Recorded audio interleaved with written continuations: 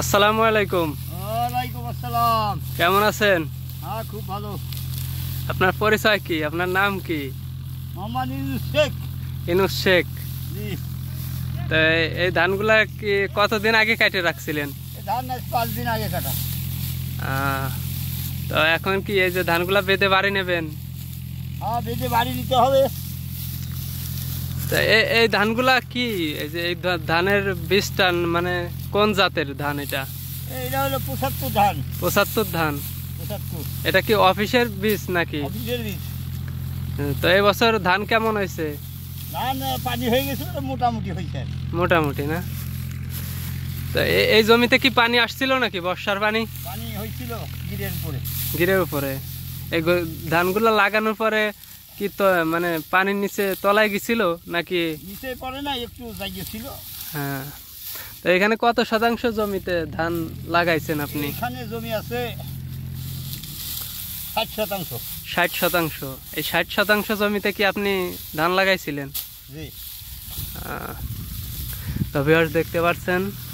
তো আপনার বয়সটা কিরকম হবে আমাদের একটু বলেন। 68 হয়ে গেছে। আপনার গ্রামের নাম কি? রূপদিয়া। রূপদিয়া বোয়ালমারি। বলমারি। তো ভিউয়ার্স দেখতে পাচ্ছেন যে ওনার প্রায় কিন্তু যে 70 বছরের কাছাকাছি বয়স, এখনও কিন্তু উনি কৃষিকাজে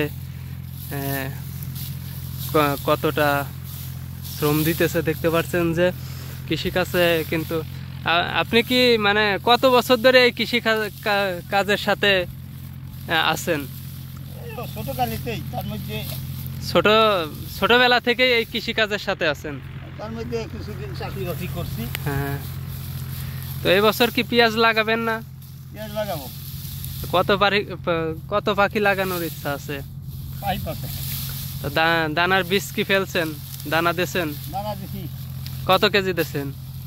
দিছি 5.5 কেজি। 5.5 কেজি। অফিসের বীজ নাকি মানে নিজের হাতের বীজ? অফিসেরও আছে, হাতেরও আছে। হ্যাঁ।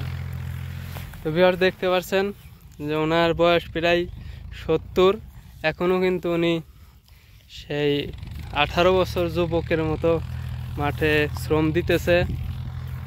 আর আমরা কিন্তু যে এখনই ইয়ং বয়সেই কিন্তু আমরা ওনার এই কাজের দক্ষতার কাছে হেরে যাব। দেখতে পাচ্ছেন যে কতটা দক্ষতার সাথে উনি কাজগুলা করতেছে। দেখতে পাচ্ছেন যে ধানের আটিগুলা কি সুন্দরভাবে বাঁধতেছে।